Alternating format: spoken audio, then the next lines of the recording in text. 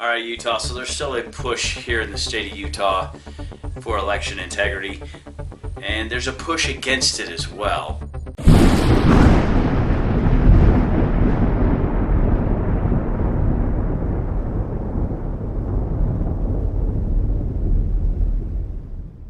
Hello, Utah. Hey, so there's still a push for election integrity here in the state of Utah from the 2024 election through 2025.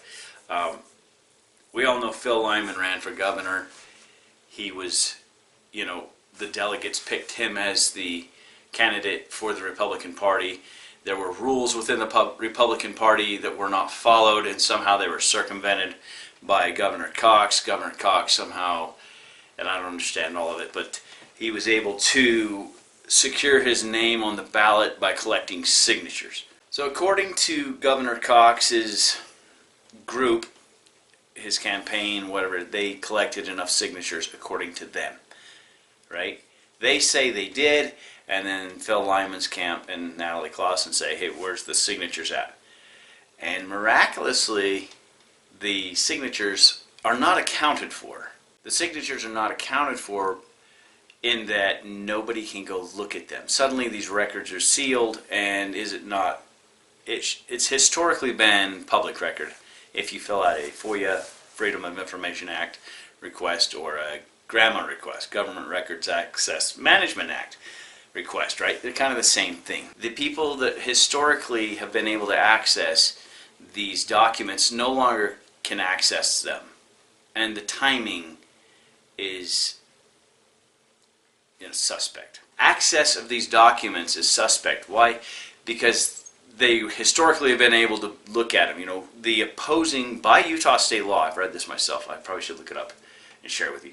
Through Utah state law, if you are running against another candidate, you should be able to look at these documents to validate, you can question them and look at them and make sure they're legitimate. Do we not want transparent elections, right? So if I'm running against Joe and Joe's running against me, and I get all my signatures, even though he might have become the delegate's favorite at the Utah convention, right? Should they not be able to check my signatures to validate, to make sure I'm not cheating? The signatures need to be able to be scrutinized by every member of the public because it is a matter of public importance, if you ask me, right? As a Utah voter, would it not be important for me to go, look, this election is legitimate? Because it validates the election, right? There's no arguing. However, there are those that can always make an argument out of nothing. I mean, it's like small children in the back seat of a car. They can argue over thin air, whose side is what and whatnot, right? There's got to be a way that we can look at this stuff objectively and say, okay, are these signatures valid? Are they validated, right? We want to protect voter records, but it's like Utah's getting worse and worse and worse at the voter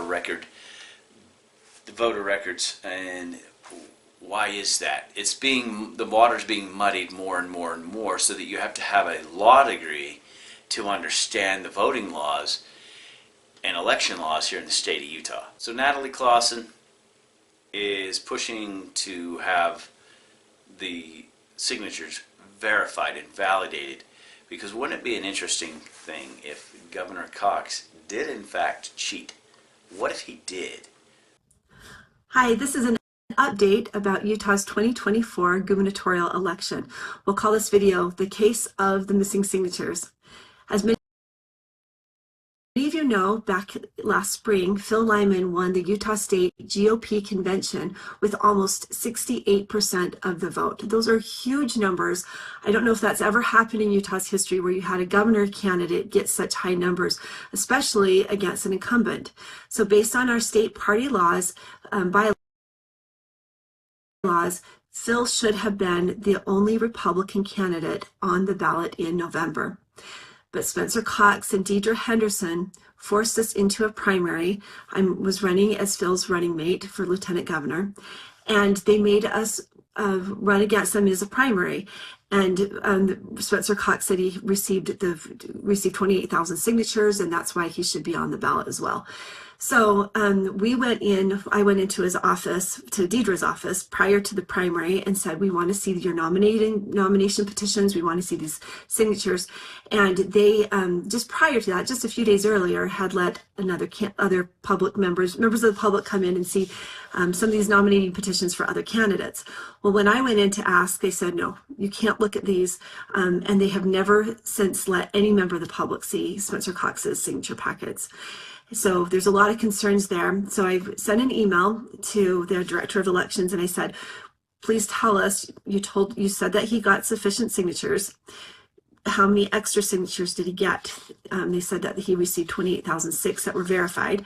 And the email response came back and said that he had an extra 592 signatures. Well, that was really, quite concerning, not concerning, but shocking actually, that he only had that many extra signatures. Most other candidates submitted thousands more, and he really had a narrow margin. So we continue to ask questions, and there's been 2 audits that have, and we've been litigating it, trying to get access to view these documents. All of our requests have been denied so far. So again, no members of the public have ever seen these petition packets. Right. What if he didn't?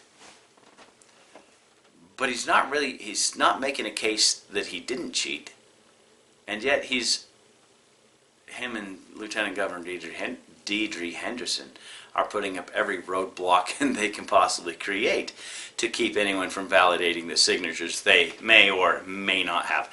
I think it's 528 signatures that they're suspect that didn't get counted, that weren't allowed to be counted, and therefore, through an audit that they did, Governor Cox did not actually make the signature cutoff, but he had friends in places to go ahead and make sure that he was still allowed in. It looks suspicious and it looks suspect. They do not look like they won. If you have to hide the information, it looks like you're guilty of something. If you have to hide signatures, if you have to hide the fact you may not have gotten the signatures. If you'd gotten the signatures, shouldn't you just be able to show it to your opposition, as per Utah law, and say, look, I got my signatures, here they are, they're all verified, they're all validated, I won. Governor Cox can't do that. And with that, I need you to go check this website out. Then I'm going to post a link at the end and in the description. Go look at it, you make up your own mind, okay? There's still a fight going on to see if this governor is legitimate or not. Is Governor Cox legitimate or is he illegitimate? We don't know. We need a court to help us out here because evidently counting votes is a really hard thing to do in the state of Utah. For one of the most educated, technologically advanced states, we can't seem to count. So anyway, with that, it's Americana Press, out.